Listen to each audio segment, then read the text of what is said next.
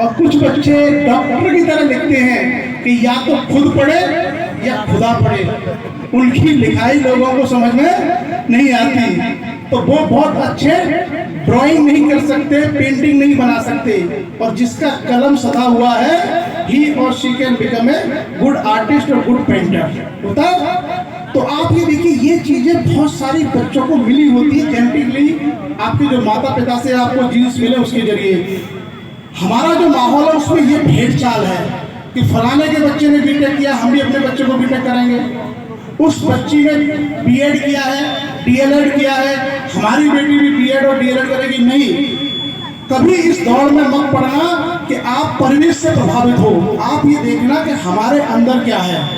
आप जानते हो जब हम परिवेश से प्रभावित होकर के निर्णय लेते हो, खासकर बहुत सारे बच्चों के असफलता का ये राज है कि वो दूसरों के देखा देखी करना चाहते हैं। जैसे मैं आपको बताऊं, इस तरह की जो प्रतियोगिता उसको हम बोलते हैं रैट रेस, चूहों की दौड़।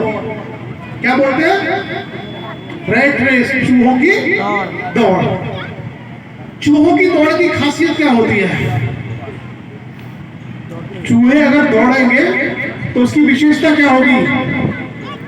जो जीतेगा वो भी चूहा ही होगा। तो क्या फायदा ऐसी दौड़ का? क्या फायदा कि जिसमें विजेता भी बनो तो भी चूहा रह गए।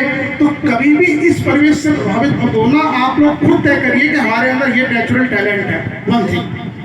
दूसरी जो बात है, अपने लक्ष्य को बनाते समय आप अपने हॉबीज, अपने इंटरेस्ट देखिए कि हमारे शौक क्या हैं, हमारी रुचियां क्या हैं। हम लोग ग्रामीण परिवेश में रहते हैं और हमारे बच्चों को ग्रोन अप के लिए कभी भी माता पिता या टीचर माहौल नहीं देते कि बच्चे अपने इंटरेस्ट को शो ऑफ करें, अपने जो रुचियां हैं उसको दिखा पाएं। और जो यहाँ पर सब लोग बैठे हैं, जो टीचर्स हैं, उन सबसे मैं कहना चाहूंगा कि आप अपने बच्चों को ऑन स्टेज प्लेटफॉर्म पर आकर के अपनी हॉबीज को, अपनी रुचियों को परफॉर्म करने का, दिखाने का अवसर दीजिए। उससे हमें पता चलेगा कि हमारा बच्चा किस फील्ड में जा सकता है, किस फील्ड में बेहतर है उसके लिए।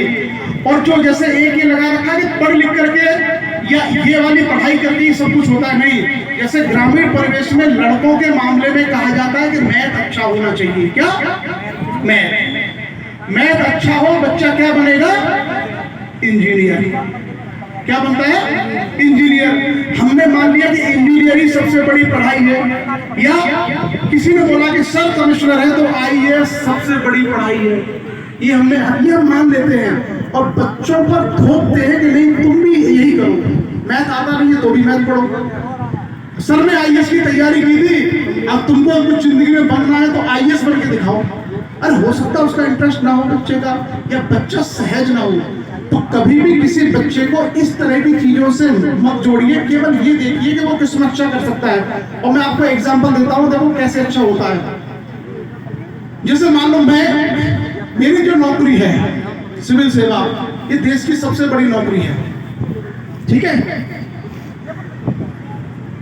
लेकिन आप मुझे बताइए कि अगर मान लो मैं यहाँ पे हूं और कोई हीरो या कोई क्रिकेट का खिलाड़ी यहाँ सामने आ जाए रोड पर, तो सारे लोग किसको देखने भागेंगे? उस हीरो को, उस खिलाड़ी को। क्यों? मैं जैसे अपना उदाहरण दे रहा हूं कि मैं देश की सबसे बड़ी नौकरी में हूं और उससे बड़ा भारत में कोई एग्जाम नहीं है। उसके बावजूद भी अगर यहाँ कोई खिलाड़ी या कोई हीरो आ जाएगा तो लोग मेरे को छोड़ के भाग जाएंगे उसको देखने। क्यों? सोचा? विराट कोहली का नाम सुना? विराट कोहली कितना पढ़ा लिखा पता आपको? विराट कोहली ने 11वीं तक पढ़ाई की है।